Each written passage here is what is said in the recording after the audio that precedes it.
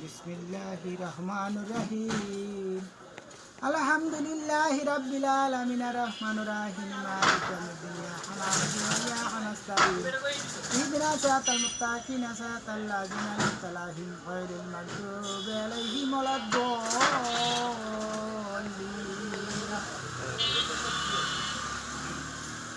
ভাইরা, বাবারা, আপনারা তো জানেন আল্লাহর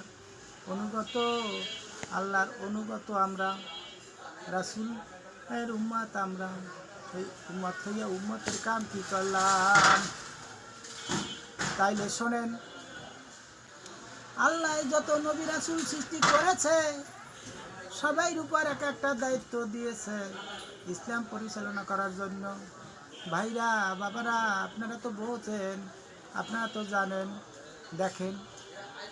দেখেন আপনি সেই নবী জাকারিয়া ইসলাম প্রচার করতে করতে হে আল্লাহ যে সৃষ্টিকর্তা তার নাম ভুলে গেছে। যখন শত্রু দলে ধাওয়া দিছে, সে দৌড়াইতে যাইতেছে, সে ওই আল্লাহর নাম ভুললে গাছেরই কইতেছে, গাছ তার ভিতরে আমি ঢুকে যাব, গাছের ভিতরে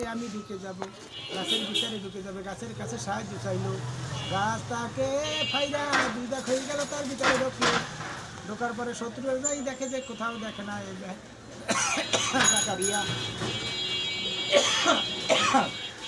জাকারিয়াকে কোথাও দেখতেছে না।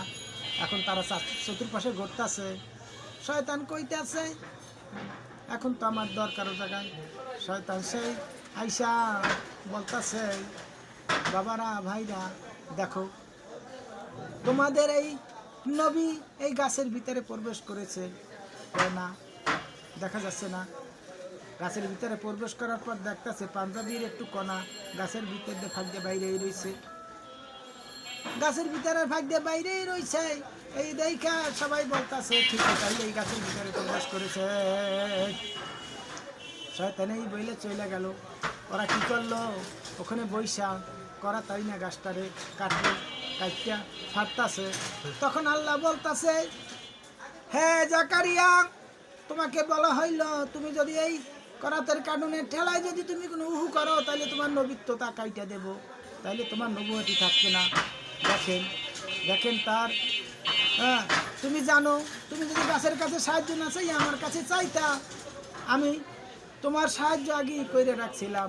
তুমি যে কয় কাজ দৌড়াবা, শত কাজ দৌড়াইলেও তোমার লাগল পাইতো না, তুমি দৌড়াইতে থাকতা আর আল্লাহ আমার নাম স্মরণ করতা। তাইলে আপনারা সবাই আল্লাহর উপরে বিশ্বাস করেন, আল্লাহর নাম স্মরণ করেন সর্বক্ষণ। আল্লাহর নাম স্মরণ করলে, আল্লাহর উপরে বিশ্বাস রাখলে আপনাদের কোনো ক্ষতি হবে না। সুবহানাল্লাহ। আচ্ছা, আপনারা জানেন এইরকম যত নবী রাসূল এই পৃথিবীতে আসছে সবাইর উপরেই এক একটা দায়িত্ব ন্যস্ত ছিল।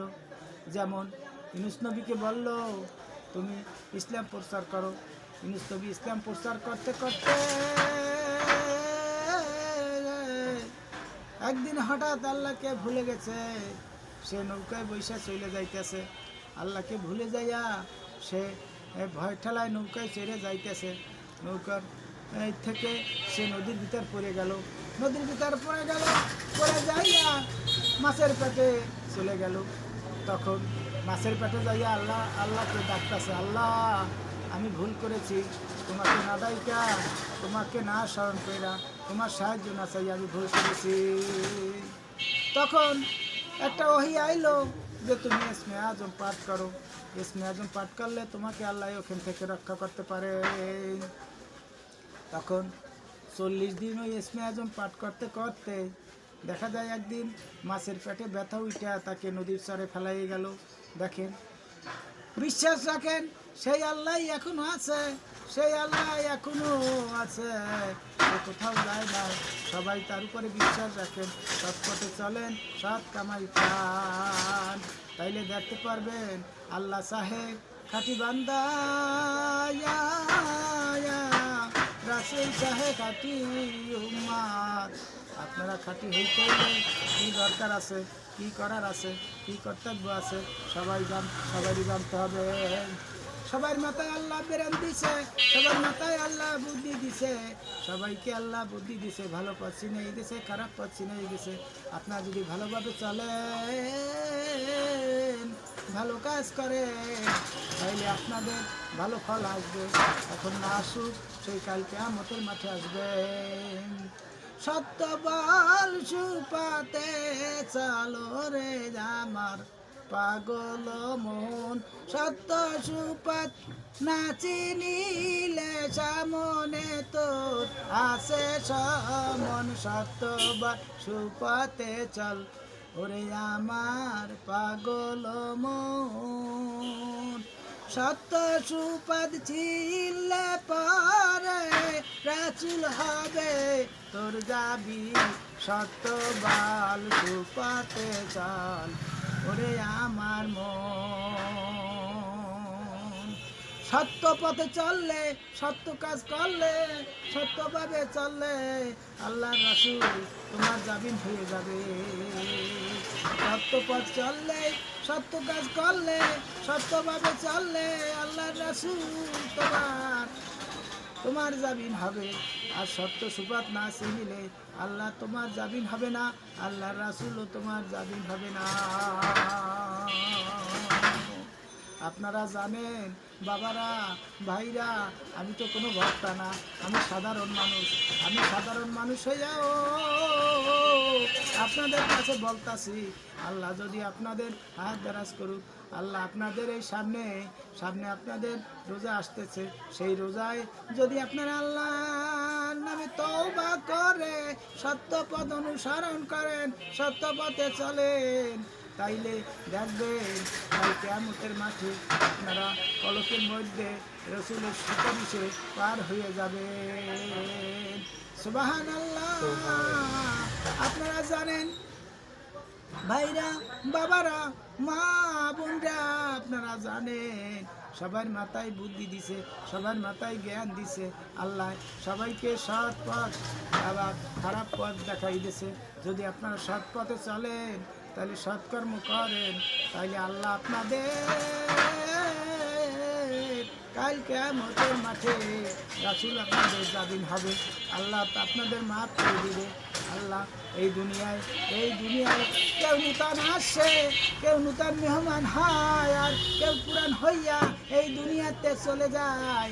দেখেন এই যে আসা যাওয়ার ভিতরে যে কত মতবা, কত রহমত, কত সব কামাই করতে হবে, আপনারা তা জানেন না। সর্বক্ষণ যদি আল্লাহ জিকির করেন, সর্বক্ষণ যদি আল্লাহ দোয়া করেন, সর্বক্ষণ যদি আপনারা তওবা করেন, তাহলে আল্লাহ পিছনের গুনাহ সব মাফ করে দেবে। আর সর্বক্ষণ যদি আল্লাহর জিকির করেন, তাহলে আপনার আমলনামা পরিষ্কার হবে। সর্বক্ষণ যখন জিকির করবেন, তখন আপনার কলব পরিষ্কার হবে, তখন আপনি একটা অসৎ কর্মে যেতে পারবেন না, আল্লাহ আপনাকে বাধা দিবে। আল্লাহর রাসূল বলে গেছে, এই দুনিয়াটা হইলে একটা বাজার। এই বাজারে যদি বাজার করতে আসেন আর চলে যান, বাজার করে যদি লাভবান না হতে পারেন, তাহলে কাল কিয়ামতের মাঠে আপনার সেই দোজখের আগুনে জ্বলতে হবে। একটা বাচ্চা তার মা পাক করতেছে, তখন বসে কাঁদতেছে, তখন তার মা জিজ্ঞাসা করে, বাবা তুমি কাঁদো কেন? কয় মা, কাল কিয়ামতের মাঠে যখন বিচার হবে, যখন বিচারে ঠকে যাব, যখন বদের পাল্লা ভারী হবে, তখন আমাদের ছোট ছোট মানুষকে দিয়া, এই যেমন তুমি চুলায় লাকড়ি দিয়া জাল ধরাইতেছো, আমাকে ছোট ছোট বাচ্চাকে দিয়া দোজখের আগুন ধরাবে, তারপরে বড় বড় পাখিকে দেবে। কিন্তু আমরা যে ছোট ছোট বাচ্চারা, আমরা লাকড়ি হিসাবে সেই দোজখের আগুন ধরানোর কাজে আল্লাহ আমাদের নিয়োজিত করবে।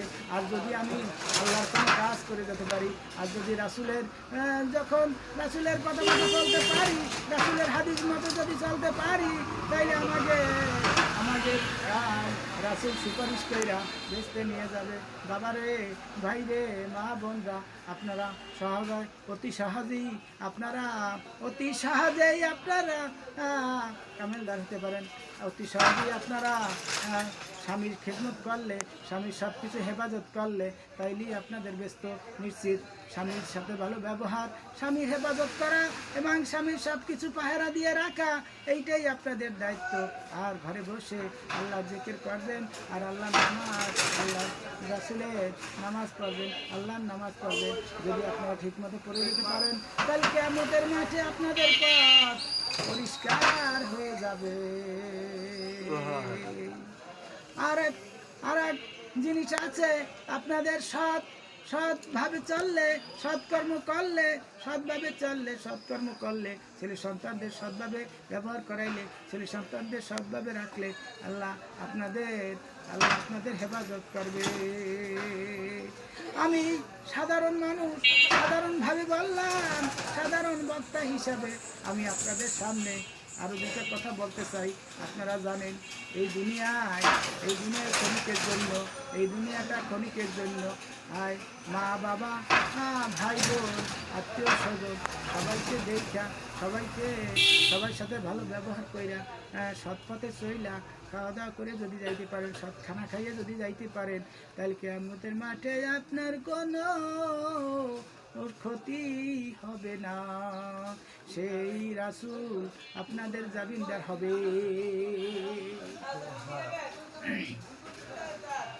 বাবারা, ভাইরা, আপনারা ভালো করে শোনেন, ভালো করে বুঝেন, কাল কিয়ামতের মাঠে সবাই একাকার হয়ে যাবে।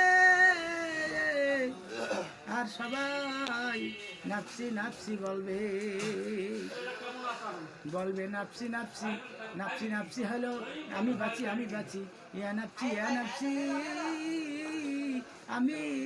আমি বাঁচি। এর দিকে কেউ তাকাবে না। সূর্য থাকবে মাথার উপরে, মজকগুলা গলে গলে পড়বে, ঘামগুলা গলে গলে পড়বে, সারা শরীর ভিজে যাবে। আল্লাহ ওই দিন থাকবে খুব রাগান্বিত। আল্লাহর দিকে কোনো নবী, কোনো রাসূল আল্লাহর দিকে তাকাবে না। সে কুর্সিতে বসে, সে অনেক রাগান্বিত থাকবে। তখন দেখবেন আপনার মাথা গইলা ঘাম বাইরে পড়তেছে, মজক গইলে পড়তেছে, এটা কিন্তু অসহ্য হয়ে যাবেন। তখন কাঁদতে কাঁদতে সবাই যাবেন আদম আলাইহিস সালামের কাছে। আদম নবীর কাছে গেলে আদম নবী বলবে আমি পারবো না, আমি তোমাকে সুপারিশ করতে পারবো না। তোমরা একটা কাজ করো, তোমরা মুসা নবীর কাছে যাও। মুসা নবীর কাছে যাবে, মুসা নবীর কাছে গেলে মুসা নবী বলবে আমি পারবো না, আমারও তো দোষ আছে, আমি পারবো না। তোমার কি দোষ আছে? আমি একদিন ফেরাউনের গালে একটা থাবর মারছিলাম, তখন আল্লাহ নারাজ হয়ে গেছে, আমি পারবো না, আমার এই পাপের জন্য আমি আল্লাহর কাছে এখন যেতে পারবো না। আল্লাহ খুব রাগান্বিত, তার কাছে আমি যেতে পারবো না। তোমরা একটা কাজ করো, তোমরা ঈসা নবীর কাছে যাও।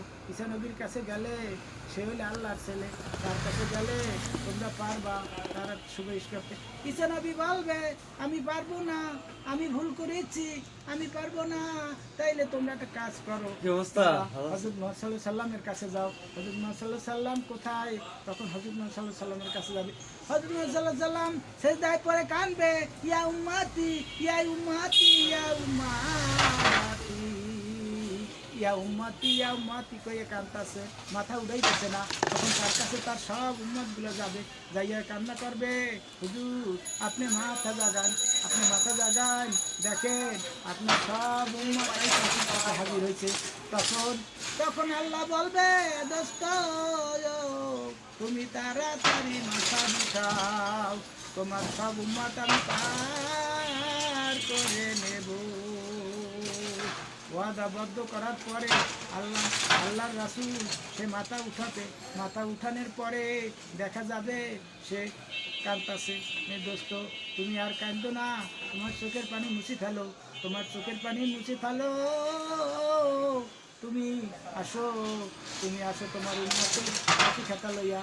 তখন প্রথমই সে আবু বকর সিদ্দিকের আবু বকর সিদ্দিকের যত নেক সেই নেক আল্লাহর সামনে দেবে। তখন আল্লাহর সামনে দিলে আল্লাহ ওই নেকের পাল্লা দেখা আল্লাহ খুব খুশি হয়ে যাবে, আল্লাহ খুব রাজনীতি থেকে রাগ কমে যাবে।